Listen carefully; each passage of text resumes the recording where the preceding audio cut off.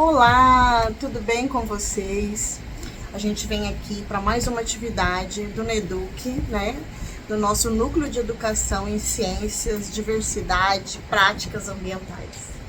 E para a nossa atividade de hoje, que é o Cine Debate Educação, nós vamos dialogar um pouquinho sobre o documentário Pro Dia Nascer Feliz, de 2005.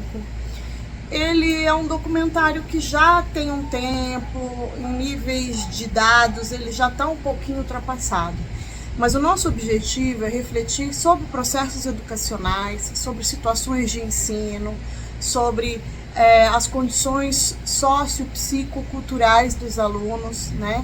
Então vai ser uma discussão bem legal, eu espero que vocês gostem muito, aproveitem. Se gostar das ideias que forem debatidas aqui, já vai comentando, né? E quem sabe a gente faz um encontro desse presencial também. Assistam o documentário, é um produto brasileiro de boa qualidade, que fala um pouquinho da nossa realidade. Vai ter durante o vídeo, né, algumas falas que são de populares, que são falas assim, às vezes até um pouco preconceituosas, ou um pouco desatualizadas em relação ao que a gente já entende por educação, mas é legal até para a gente debater sobre essas questões, para que a gente tenha uma análise crítica sobre cada personagem da educação, que é tão importante, e como a gente pode melhorar essas condições. Então, bem-vindos a vocês. Eu tenho certeza que os comentários dos nossos convidados de hoje vão ser muito úteis e vão trazer grandes contribuições para vocês. Então aproveitem. Uma boa discussão para vocês. É aí que entra o terceiro personagem da luta, que foi Joaquim do Amor Divino Rabelo e Caneca, mais conhecido como Frei Caneca. Esse homem era um homem muito respeitado pelos pernambucanos. Ele era um homem de grande caridade e era um líder. Qual era a luta dele? Ele queria condições de vida melhores para sua gente. Ele queria o fim da miséria. E o que aconteceu com ele? Ele foi condenado à morte. Por quê? Porque queria coisas boas para o seu povo. Isso foi certo? Fiz mesmo, teve aula de inglês. A gente traduziu um texto em inglês para português. Luke de Redmond. Que é arco-íris.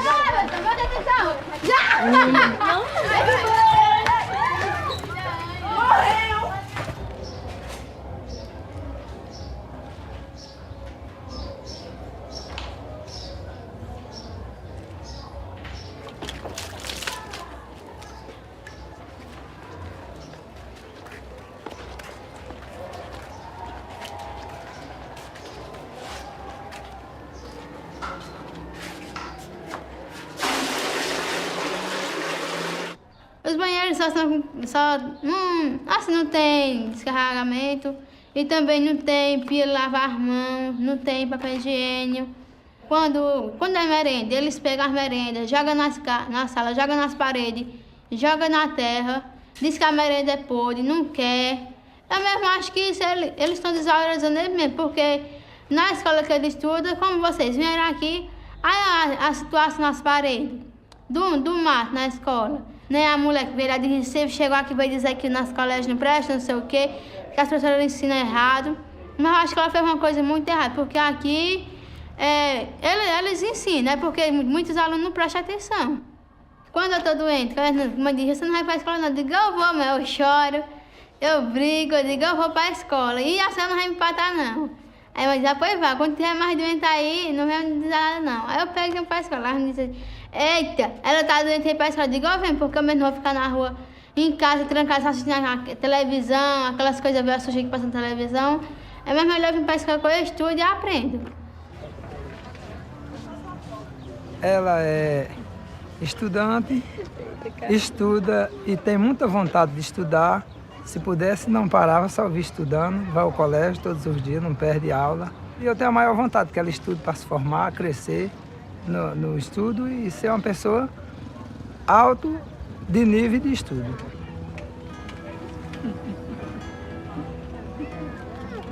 O que você vai fazer hoje no dia do seu aniversário? Fazer meus deveres e brincar um pouco com meus irmãos.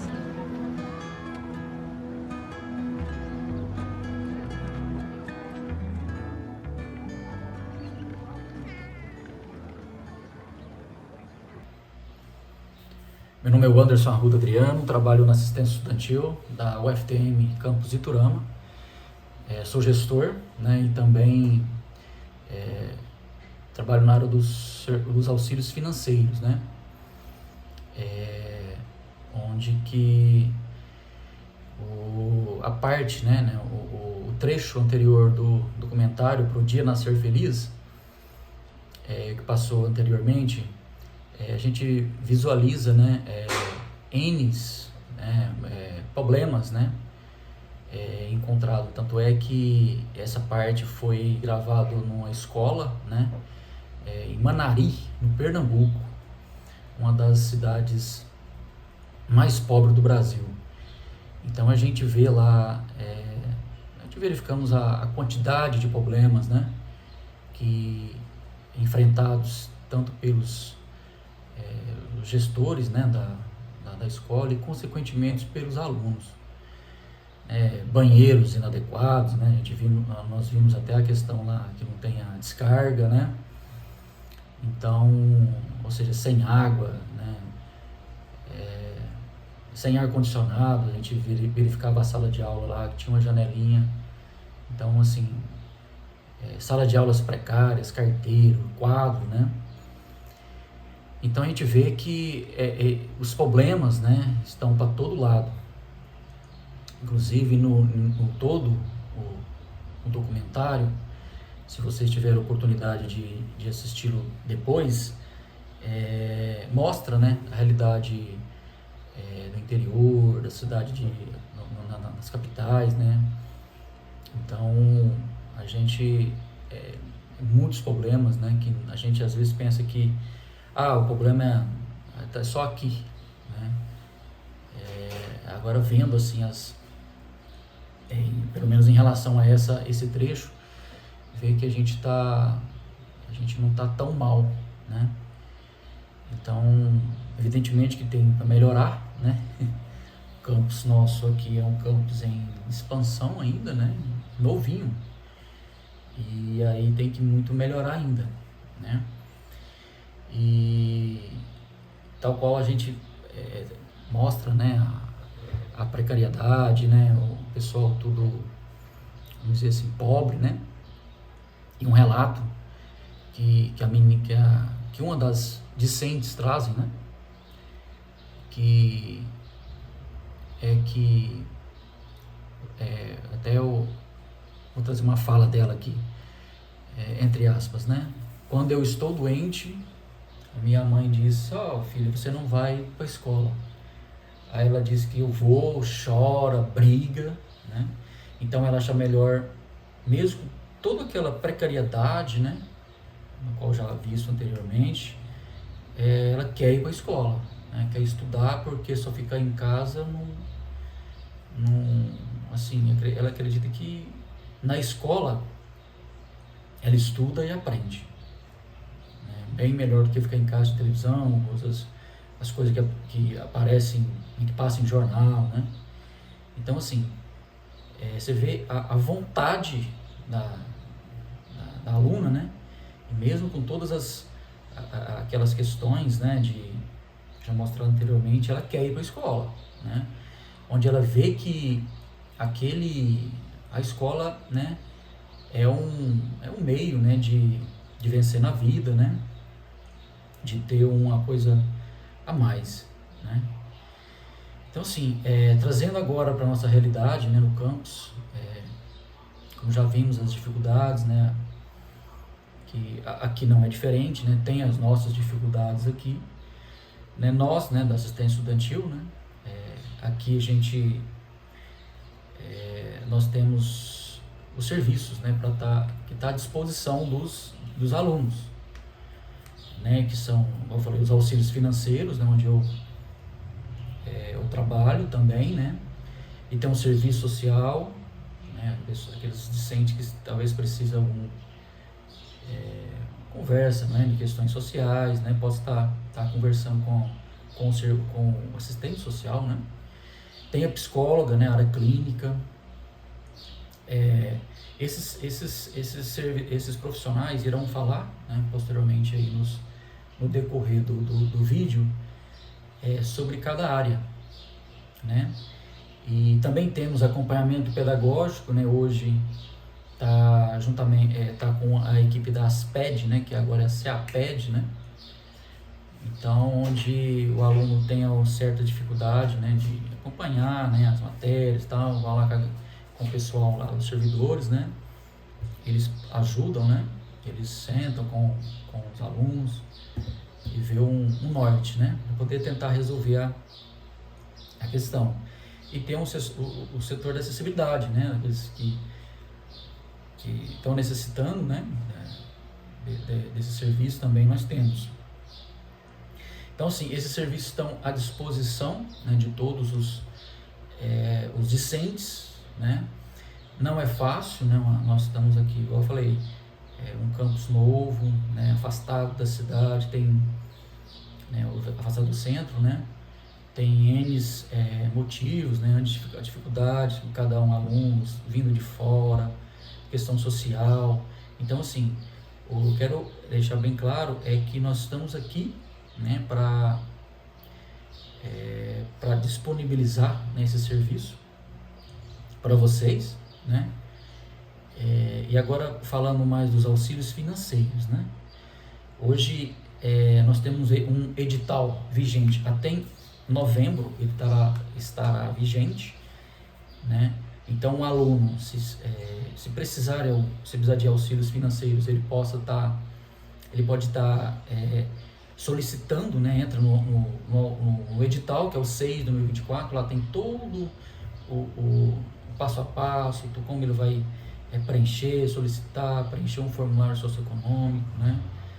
Então, hoje nós temos o auxílio alimentação, né? Que depende dos dias letivos, que hoje ele é pago em torno dos dias letivos.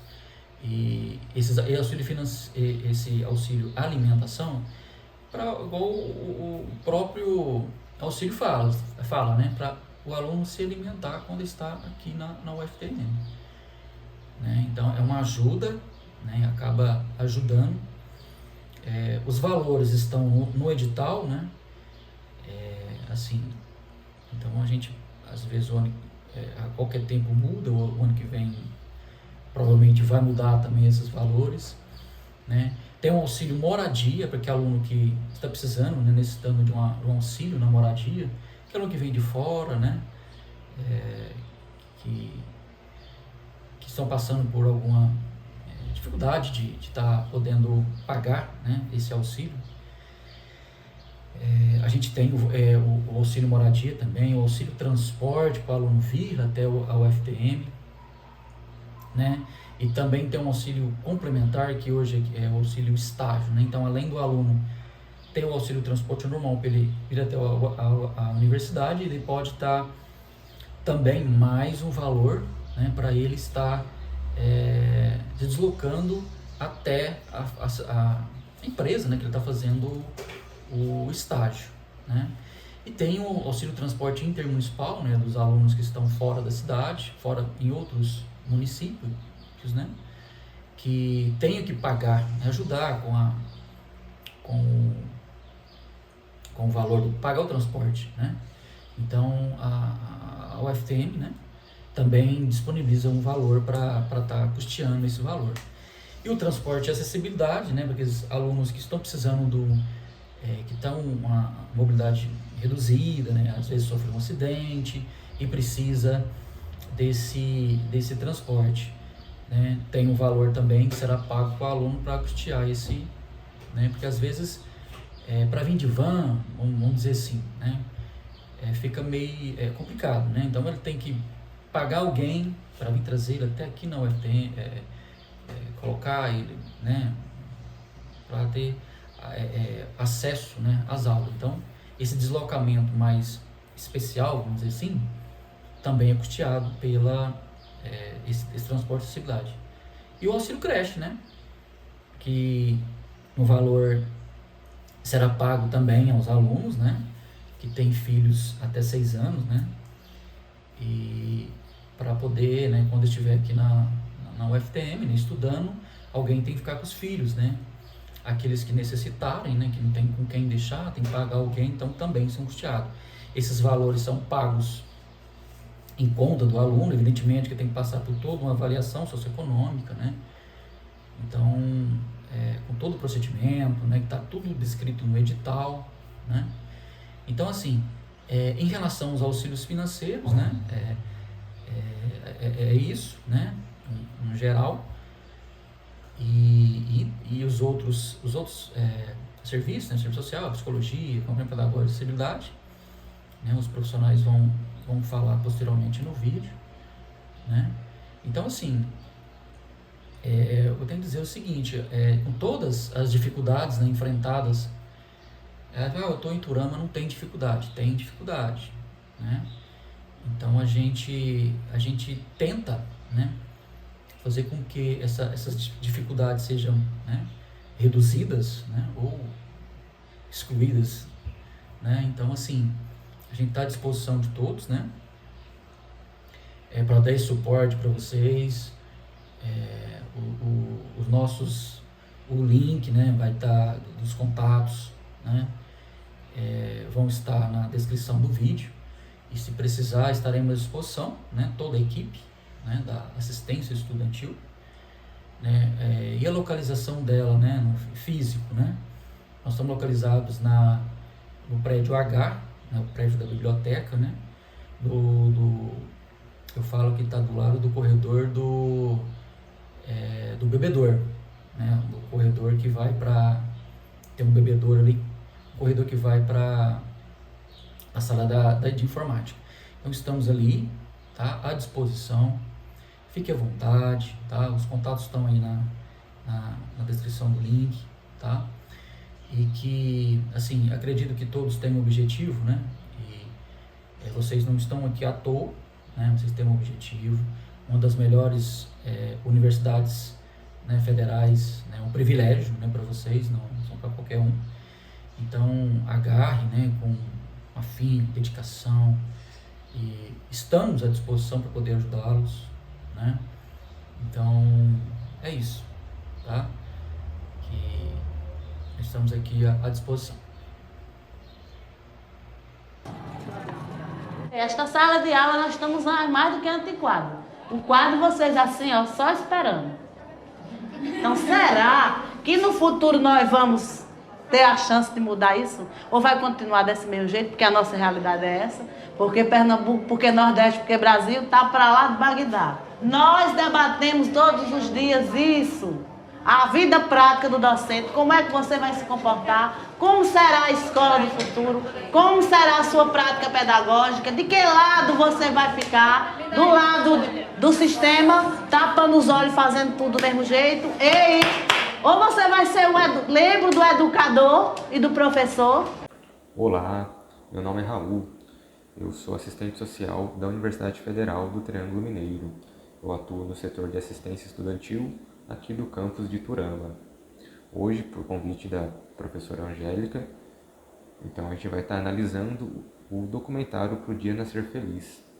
É um documentário que traz vários elementos para a gente poder estar analisando, e ele trata principalmente sobre a educação básica do ensino fundamental e ensino médio em diferentes localidades do Brasil e diferentes realidades também, mas é um documentário que traz vários elementos chaves e elementos em comum também nesses diferentes locais e ambientes aqui do Brasil, né?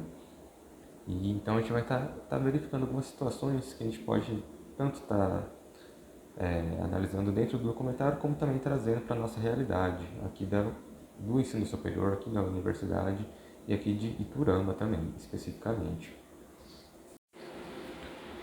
Bom, acho que como ponto de partida para analisar esse documentário, a gente pode ter um entendimento de que a transmissão de conhecimento ela se faz por diferentes meios, né? A gente poderia sistematizar de uma forma, da seguinte forma, né? As pessoas recebem e transmitem o conhecimento tanto pelo meio social em que vivem, como através das instituições de ensino, que seriam as escolas nesse caso, né? Então, o questionamento que fica seria qual função que as escolas estão tendo no momento atual, né? Alguns docentes que aparecem no documentário, eles fazem questionamentos nessa linha, né, de raciocínio. Por exemplo, tem perguntas como será a escola no futuro e como será a prática pedagógica. Então, a gente pode refletir, né, ou pelo menos indagar sobre isso, né, quais práticas pedagógicas e quais modelos pedagógicos estão existindo no momento e a quem esses modelos atendem, né?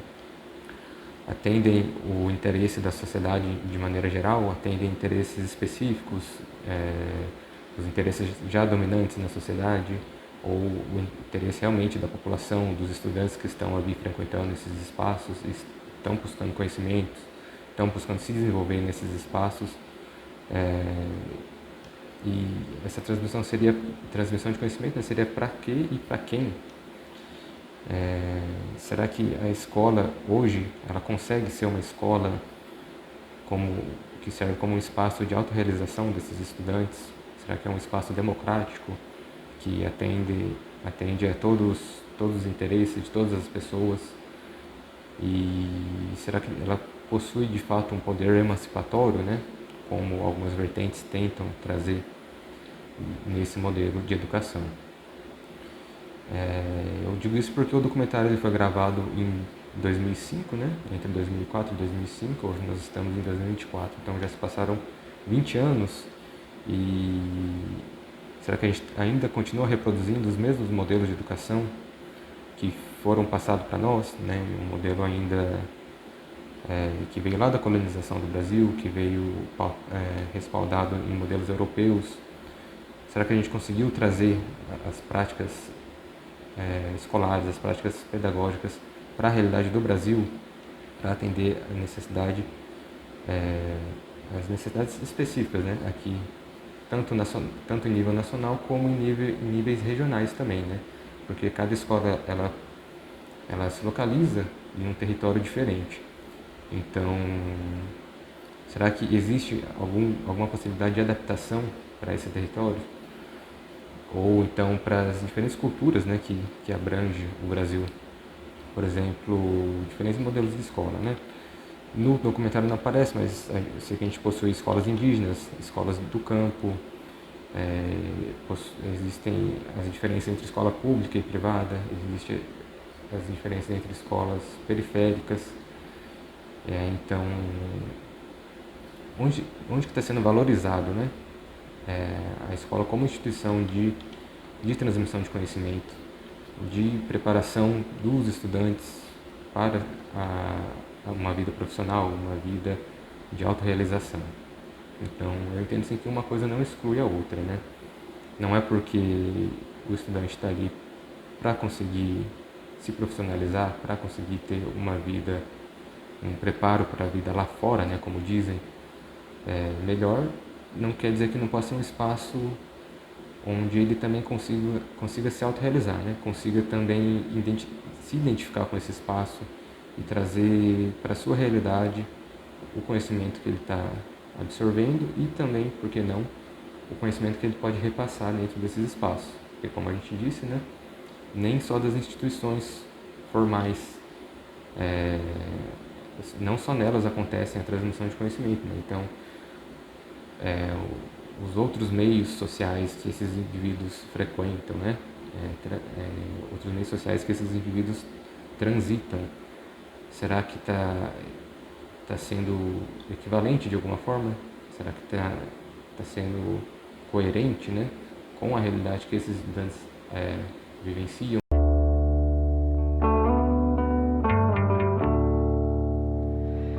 Eu não acredito mais na escola nos moldes em que ela existe, sabe? Na função que ela tem. Eu acho que ela tinha que ser repensada, Porque a gente está vivendo uma escola de século passado, né? E ela não cumpre mais a sua função. E hoje, aí fora está muito mais interessante, tem muito mais informação, né? Mas eu acho também que para a gente conseguir chegar nesse patamar de colocar em prática novos sistemas educacionais, novas práticas pedagógicas, a gente precisa também estar atendendo na base, né? Então, o documentário, ele traz muito esses elementos, né? De falta de investimento, falta de infraestrutura, falta de mobilidade dos estudantes, estudantes que não conseguem chegar até a escola para frequentar as aulas, falta de professores, falta de incentivo aos professores. Então, como que a gente consegue pensar, né, em novas práticas educacionais se a gente não consegue atender a uma estrutura básica de educação, né? Então, eu acho que as duas coisas têm que ser pensadas em conjunto, né? A gente também não pode deixar de lado essa ideia de se pensar novas práticas pedagógicas de maneira mais democrática, de maneira mais autorrealizadora, né? Onde os estudantes se identifiquem mais com o espaço que eles ocupam, onde eles podem adquirir algum tipo de conhecimento nesses espaços e levarem para a sua própria realidade, onde eles podem levar também o conhecimento que eles já possuem de outros espaços que eles ocupam, outros espaços que eles transitam, e poder trabalhar isso também no espaço escolar. Eu acho que uma educação nesse sentido conseguiria abranger, democratizar mais e ter maior efetividade na sua função social. Eu acho diferente porque eu gosto muito de ler. Acho que por aqui ninguém... Vinícius. Poesia completa e prosa. Gosto da forma dele expressar os poemas. Gosto de tudo. Gosto de Vinícius, gosto de ler Manuel Bandeira, Carlos Drummond. Olha, naquele dia que vocês estavam conversando com a gente, que eu disse que tinha a história dos meus avós. Essa tem história, tem música, tem muitas coisas que eu já compus, que eu já fiz. Eu poderia ser uma adolescente normal, se não tivesse uma família formada por 11 pessoas. Eu deveria ter sido uma criança normal, se não fosse as responsabilidades que eu cumpria. Eu deveria gostar do que faço, se não fosse obrigada a fazer. Eu deveria frequentar ambientes de lazer, se não tivesse que trabalhar. Eu deveria reclamar quando dizem algo que não gosto, se não tivesse inspiração para descrever cada situação. Eu poderia reivindicar quando sou julgada injustamente, mas calo-me e a humildade prevalece. Eu deveria ter uma péssima impressão da vida, se não fosse a paixão que tenho pela arte de viver. Tem outra aqui, olha. Posso ler? E você estava falando o que acontece na escola, às vezes, contigo? Não, às vezes as professoras mandam fazer redação, esse tipo de coisa. E eu faço, só que na maioria das vezes eles não consideram, porque acham que não foi de minha autoria, não foi eu que fiz. Não dão nota boa, porque eles acham que eu peguei por algum lugar, peguei por algum autor, alguma coisa parecida. Mas eles nunca acreditaram que foi eu que fiz. Eu, talvez por estar nessa situação assim, de desespero, tão tensa, assim, com a possibilidade de bombar, eu sinto assim, eu queria um apoio mais forte, entendeu? Que na verdade eu tô conseguindo da minha família e de professor particular também, com esse negócio de estudo. Pô, você chega assim, nos dias que entregam as provas, você vai no banheiro assim, tá todo mundo chorando, entendeu? Maquiagem toda borrada. E, na verdade, você não tá tão pra baixo do chão, assim, entendeu? Você não é burra pelas notas, entendeu? Achando que você não é capaz, que você não merece estar num colégio bom como esse.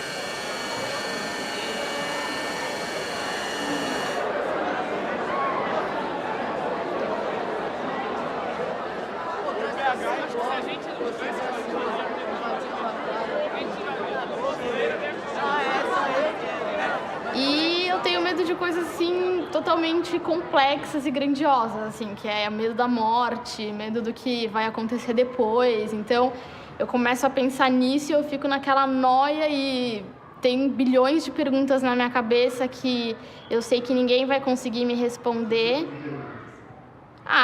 O que acontece depois da vida? Quem sou eu? O que vai acontecer comigo? perguntas sobre o tempo, como que tudo começou, coisas assim que você começa a pensar nessa idade e que não tem. Oi, meu nome é Fabiana, sou psicóloga, trabalho no setor de assistência estudantil da UFTM em Turama. Eu quero agradecer por esse convite para participar desse Cine Debate Educação. A proposta que nos foi feita foi que a gente assistisse ao documentário Para o Dia Nascer Feliz, de 2006, e conversássemos um pouco aqui, trouxéssemos algumas reflexões, falando também da nossa realidade na universidade, do nosso trabalho, a partir de algumas cenas desse documentário que a gente pudesse escolher. Então, esse documentário, ele traz, assim, de uma maneira geral, né, para a gente contextualizar, muito forte a questão das desigualdades sociais, das desigualdades econômicas, das desigualdades educacionais no país. Então, ali a gente tem algumas escolas de diferentes regiões do Brasil, na sua maioria escolas públicas, sendo mostradas no documentário. Então, a gente tem ali uma escola em Manarim, em Pernambuco. Na época, hoje não mais, mas na época Manarim ficou conhecida por ter sido a cidade com menor IDH do Brasil. E ali nessa escola fica muito forte, nas cenas do documentário, os problemas estruturais de infraestruturas, né, os problemas físicos, a falta de recursos mesmo da escola, né? Na época, a impossibilidade de se cursar o ensino médio ali, só tinha até o ensino fundamental. Então, várias questões estruturais que impactavam muito, né, na realidade dos estudantes. E também várias questões da própria cidade em si, né? Uma realidade de muita pobreza, de muita vulnerabilidade. A gente tem uma outra escola retratada ali no documentário, que é no Rio de Janeiro, uma outra escola pública, em que o foco maior do documentário nessa escola é trazendo as questões das violências, do contato dos estudantes com o crime, com o tráfico. Então, essa necessidade da escola ter esse olhar também de proteção desse estudante, pensando no risco, né, dessa proximidade ali do estudante com a violência, com o crime. A gente tem uma outra escola pública retratada nesse documentário, que é uma escola que, em termos de estrutura, em termos de aprovações em vestibulares, ela estaria melhor do que as demais escolas públicas mostradas ali, mas que também aparece ali algumas questões muito pertinentes em relação à realidade social, educacional do país, em relação à desvalorização do ensino público, em relação à desvalorização do professor, né, a consequente desmotivação do professor, o adoecimento de professores como consequência dessa desvalorização, e o impacto que isso tem em sala de aula, que isso tem na qualidade do ensino, que isso tem na formação dos estudantes. E a gente tem ali uma outra escola, essa privada, sendo mostrada no documentário, e é mostrada ali no documentário como sendo uma escola que forma a elite paulista. Então ali a gente vê uma realidade de muita riqueza em termos de infraestrutura, em termos de materiais, em termos de qualidade de ensino. E o foco do documentário ali, trazendo fala dos estudantes, de professores, de atores do contexto educacional, né, é mostrar algumas problemáticas presentes ali, no sentido da autocobrança, no sentido de exigências sociais, familiares, do que se espera daquele estudante, de uma cobrança por um desempenho muito alto, de como que isso impacta também na saúde do estudante. Então ali a gente tem também, nessa escola retratadas, algumas questões próprias também, da adolescência, daquele momento de vida, de ensino médio, de preparação para uma universidade. Então, questionamentos existenciais, conflitos interpessoais, conflitos familiares. A gente tem ali nessa escola sendo mostradas várias realidades próprias também do ser humano e próprias da adolescência. A primeira cena que eu escolhi trazer para a gente comentar um pouco, para a gente refletir um pouco, foi de uma adolescente, Valéria, que aparece ali no documentário na escola de Manarim, em Pernambuco, essa escola com uma maior vulnerabilidade social.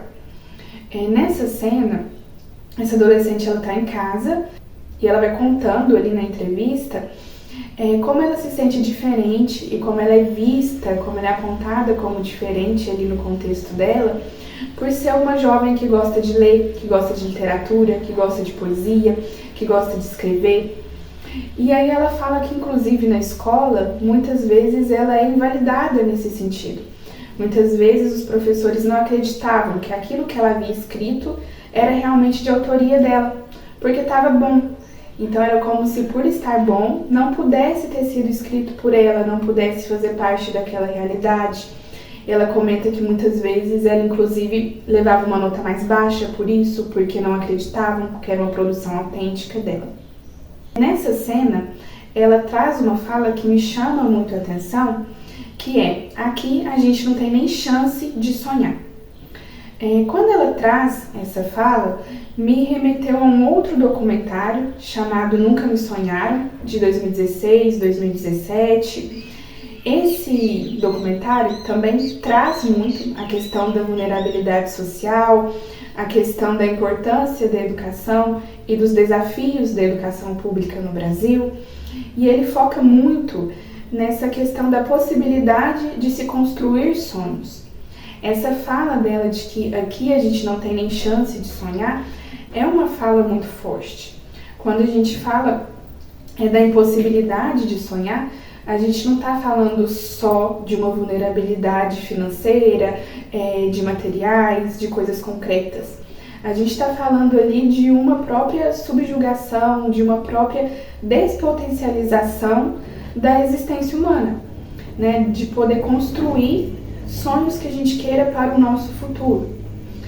No documentário Nunca Me Sonharam, a qual essa fala dela me remete, tem uma cena que eu também considero muito importante, muito forte, em que alguns adolescentes estão sendo entrevistados e aí eles vão mostrando ali a realidade deles, que é uma realidade de maior vulnerabilidade, uma realidade de trabalhos mais braçais, sendo exercidos pelos adultos daquela comunidade, né? E eles vão falando que os seus pais, os seus tios, os seus avós, os seus vizinhos, os seus colegas, eles não os sonharam, não os viam como podendo ser pessoas que iriam seguir estudando, queriam construir uma carreira em determinadas áreas. Então eles falam: nunca me sonharam professor, nunca me sonharam advogado, nunca me sonharam engenheiro, nunca me sonharam psicólogo, porque é como se essa realidade estivesse tão distante deles que não seria possível nem enquanto sonho, muito menos enquanto ali um projeto de vida.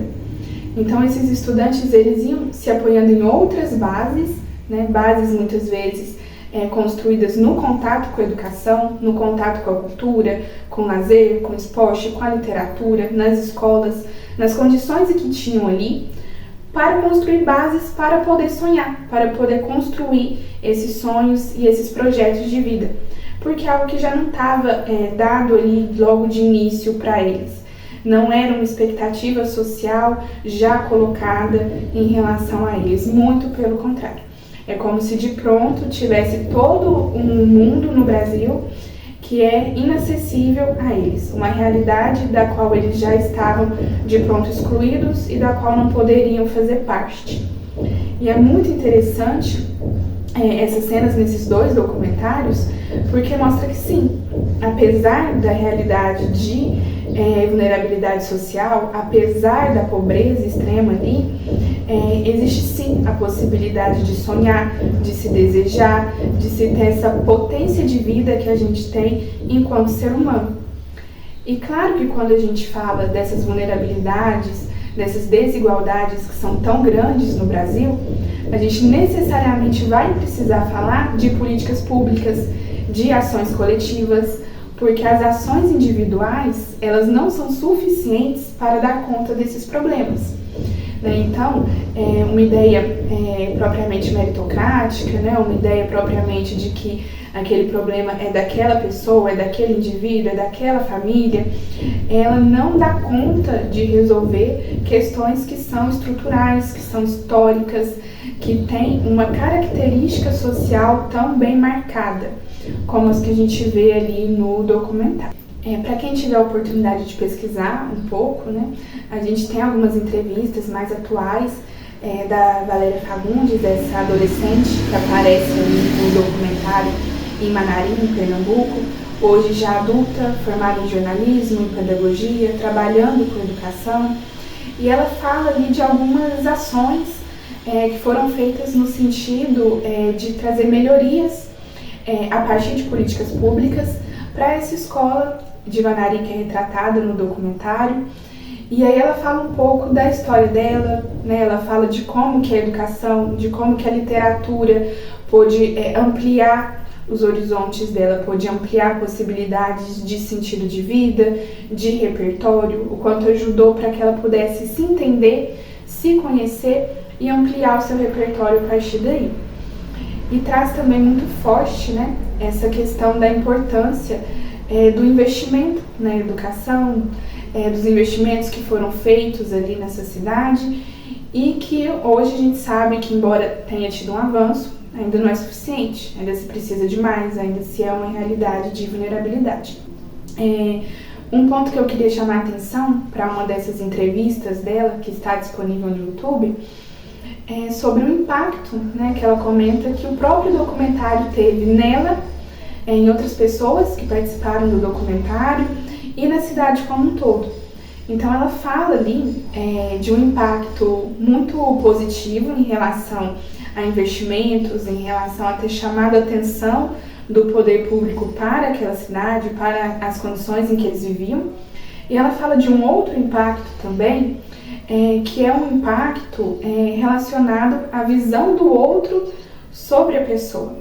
Então ela traz que a única realidade que eles conheciam era aquela realidade. Então eles não conheciam uma outra realidade a qual eles pudessem se comparar.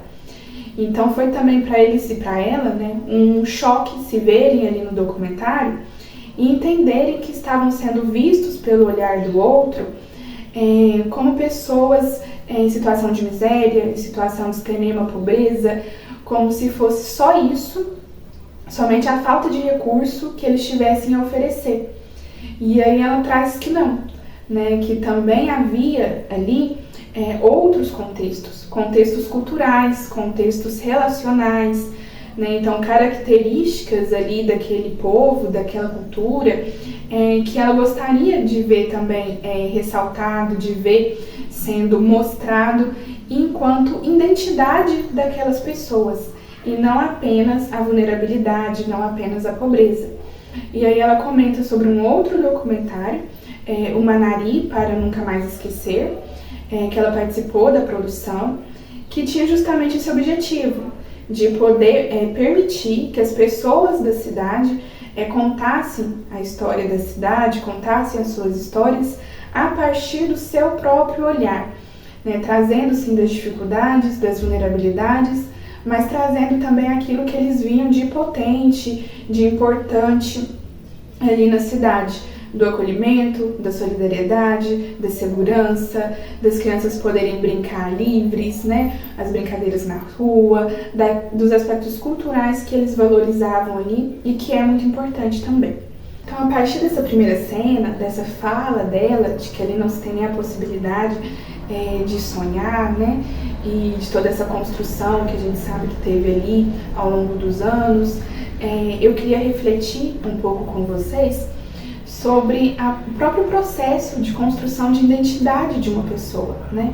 O quanto o meio em que a pessoa está inserida, o quanto aquilo que é dito a ela, sobre o outro, sobre o mundo, sobre a vida, o que é certo, o que é errado, o que é possível a ela, o que não é, sobre como isso vai impactando na própria pessoa e construindo a visão que ela vai ter sobre ela mesma, sobre as suas possibilidades, sobre o mundo, né? Então é claro que quando a gente fala de um lugar em que as pessoas elas estão em um arranjo social que as excluem de certas oportunidades, em que elas crescem ouvindo que aquilo não é para elas, que elas não são capazes, que elas não dão conta, que se o texto está bem escrito, então é porque não foi ela quem escreveu, isso vai possibilitando uma formação ali de uma identidade em que essa sociedade vai contribuindo para que a pessoa se sinta excluída, se sinta inferior,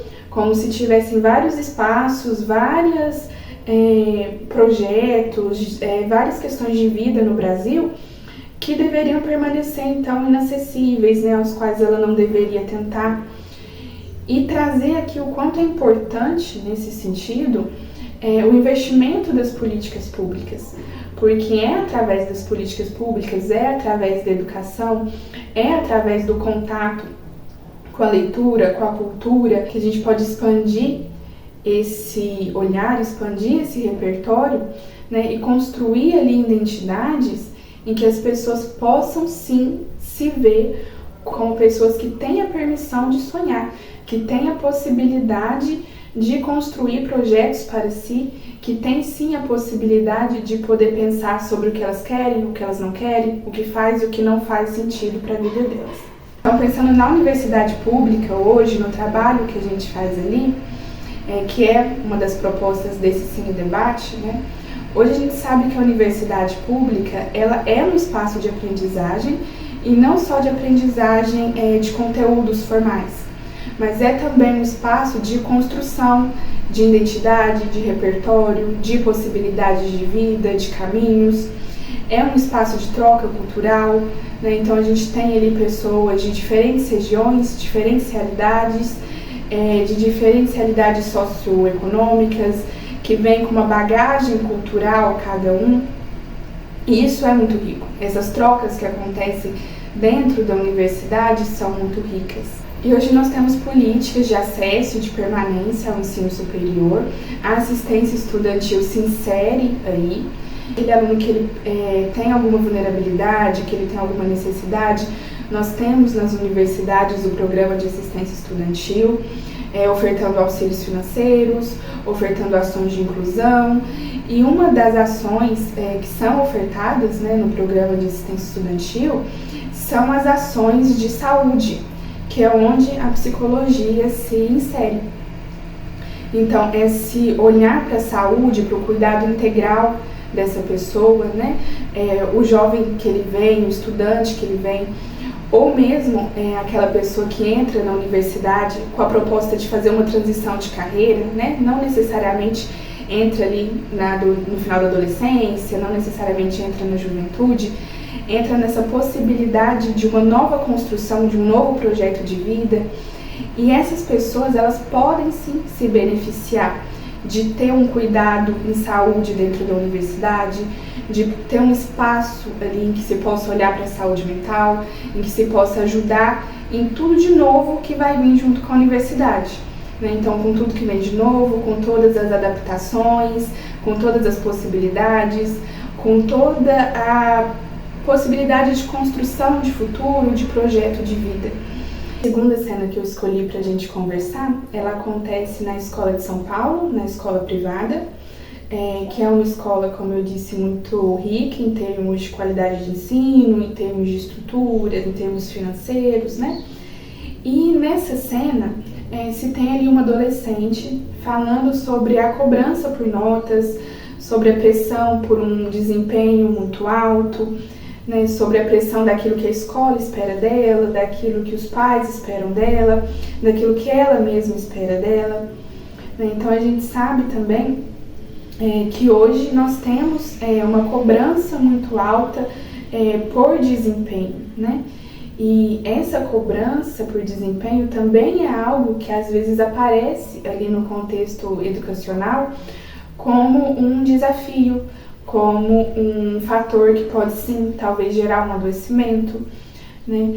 E ali, além dessa questão da cobrança, ela também levanta nessa cena alguns questionamentos que são muito próprios da adolescência, que são muito próprios do momento de vida que se está vivendo, e alguns questionamentos que são muito próprios da nossa existência enquanto seres humanos, né? Então ela traz ali reflexões existenciais que mobilizavam muito ela em relação a quem ela é, o que ela quer, o que faz sentido, o que não faz, para onde se vai, questões filosóficas também que ela traz ali.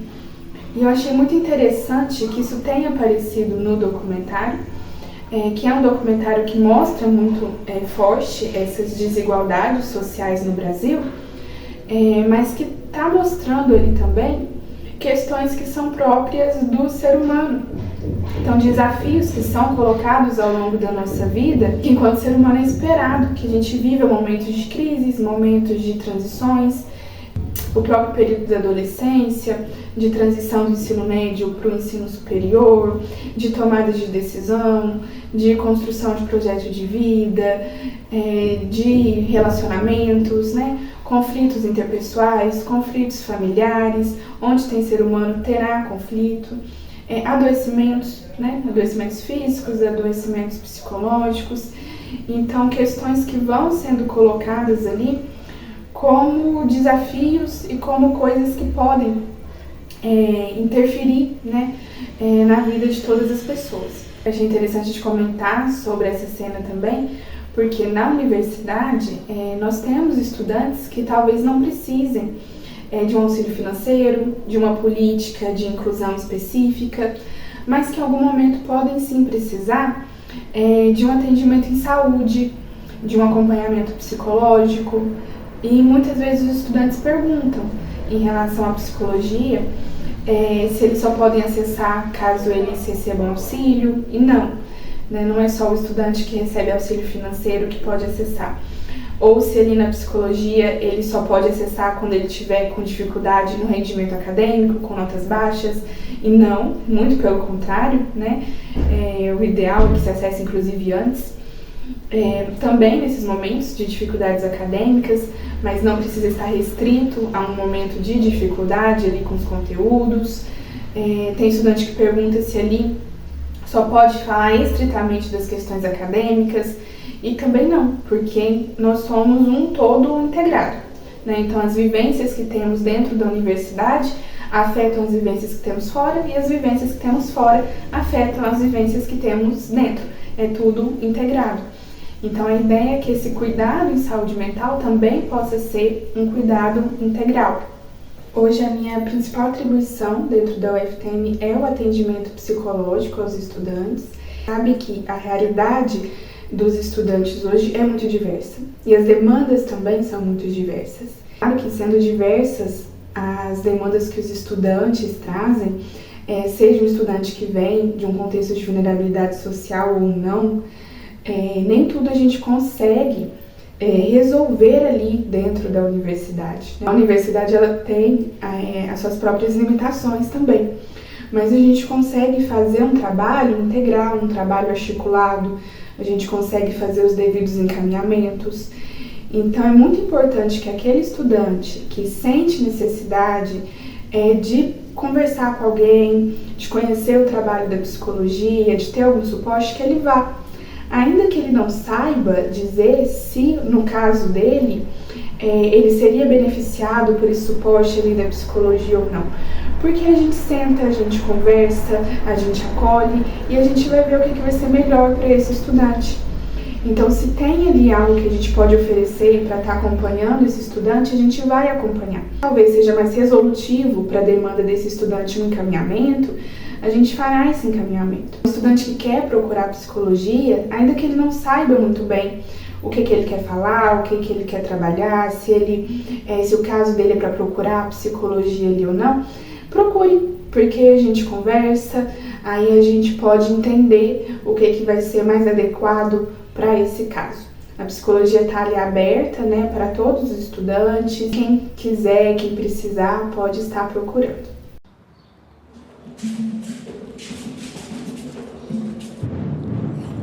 É de pequeno que eu vejo isso. Um tempão já que, porra, tô vendo isso dia a dia ali onde eu moro, rola essas paradas. Não vou falar pra você que eu nunca segurei a arma, que eu tô mentindo. Que eu não cozinho uma droga, eu tô mentindo. Claro que já. No baile, tá no baile, pô, rola assim, maluco, pô, segura aí, pá. Tu vai dar uma volta no baile, pô, é maneiro. Eu acho, na minha opinião de jovem, eu acho maneiro.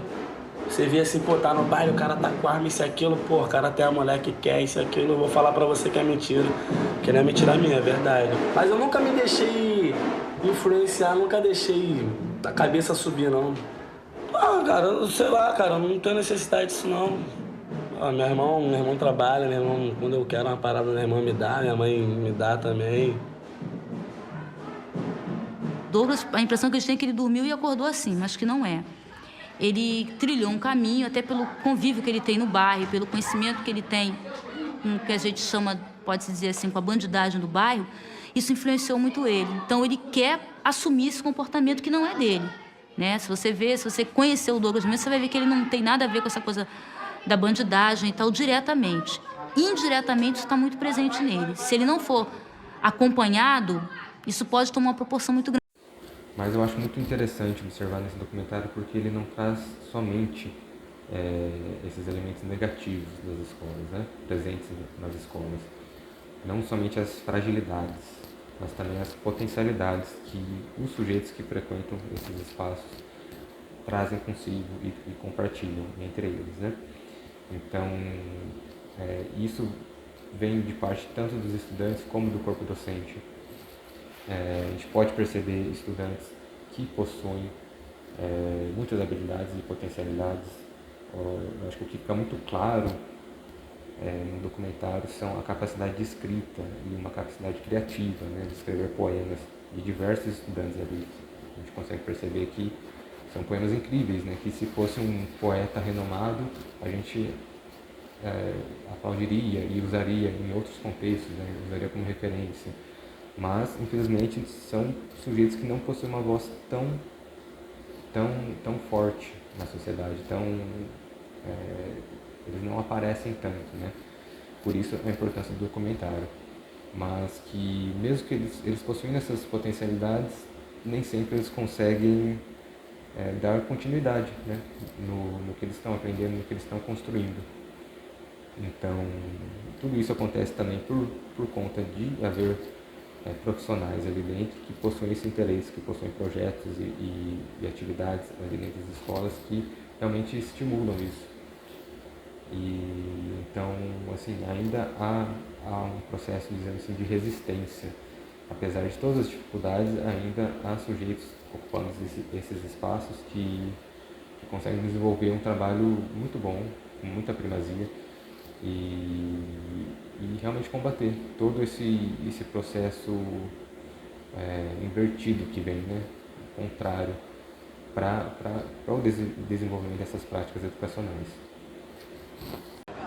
Olha, eu não sou uma pessoa que eu vou lá, vou na favela ou convivo com... Não, mas eu tenho um pouco de contato, assim, talvez... Não contato, mas eu tento ver. Se eu saio na rua, eu tento ver aquele menino que tá ali pedindo bala e não só falar, é um cara querendo me encher e fechar a janela. Tentar ver um pouco mais, né? Mas você continua a bolha, Mas só vê. na verdade, eu continuo. E daí a bolha é transparente. Mas eu acho que já tem que sair dela e fazer alguma coisa. Agora, a bolha de alguns não é transparente. A bolha de alguns, você não enxerga nada através dela. A gente realmente vive numa realidade privilegiada e tal, mas, enfim, se você for conversar com a pessoa que supostamente está fora da bolha, você vai ver que ela é igual a você. Então, eu acho que é uma ilusão, assim, que a gente cria. Não é uma opção de ser rico, de ser a elite econômica brasileira. Não é uma opção. Você foi assim, você foi criado. Você tem que sair desse seu conforto todo. Isso é complicado. Eu acho isso muito complicado. Eu fico assim, pô, eu queria ir lá fazer um trabalho voluntário, não sei o quê, mas eu vou sair daqui, eu vou ter que deixar de ir pra minha aula de natação, vou ter que deixar de fazer meu trabalho, não sei o quê. Quais eu tiro prazer. É complicado, porque... Mas é triste, Cissa. Você tá na bolha. Você não... Não sei se é uma bolha. Eu sei que é uma coisa assim, eu tenho minha vida pra tocar também. Essa ideia de ajudar já é meio se colocar como superior, porque você pode ajudar alguém, mas como assim? Se o dinheiro fosse um símbolo já de superioridade, né? É implícito. Não, o dinheiro entra de um jeito... Violento, Violento. Até nisso, essa mentalidade de capitalismo já está incrustada, porque é ajudar, porque colocar mais colocar a diferença, evidenciar a diferença de um jeito brutal. É verdade. Sabe, na verdade a gente é igual. Eu não vou lá ajudar ele. Se eu for lá, vai ser eu ter um contato com ele. Você pode ajudar, Outro ponto que eu achei muito interessante no documentário é que ele não apresentou somente as dificuldades das escolas mais periféricas, né, com falta de investimento, mas ele trouxe também a realidade de estudantes que frequentam uma escola particular. Então a gente percebe que existe uma desigualdade muito grande, né, uma diferença assim, entre as preocupações, as dificuldades e todo um arcabouço em torno do que o estudante precisa para estar conseguindo permanecer nos seus estudos, né? Então, enquanto o estudante de uma escola, de um local mais periférico, uma escola que não possui o investimento necessário, se ele não tá na escola, ele está na rua, sem um suporte familiar, ele está como parte do tráfico, ou então dependendo de projetos sociais. Um estudante da escola particular, ele também possui dificuldades, pode possuir dificuldades de aprendizagem, de desempenho dentro da escola, mas ainda assim ele possui uma família, os pais presentes, outros projetos de vida, eles fazem yoga, fazem natação, eles possuem professores particulares. Então, o que a gente percebe é que todos os estudantes ali estão frequentando a escola e estão tendo acesso a uma educação institucional, uma educação formal, mas a gente não pode partir de um pressuposto de que eles estão tendo a mesma oportunidade, porque a desigualdade, eu acho que se escancara, na verdade, né? No documentário seria isso, né? E não seria por culpa dos estudantes que frequentam a escola particular.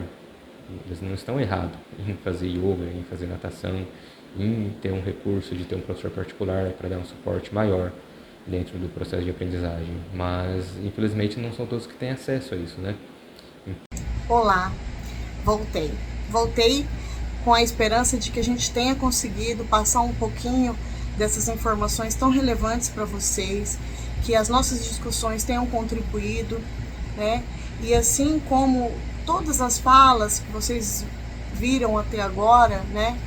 Que vocês possam saber que dentro da universidade vocês têm apoio, tem a quem procurar, né? Que ninguém precisa sofrer sozinho e que muitas vezes buscar por um apoio é uma coisa legal e vai te ajudar no decorrer da sua vida acadêmica.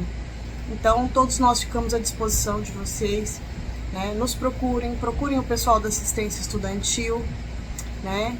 No mais, obrigada pela participação, obrigada por assistir esse vídeo, por participar dessa atividade.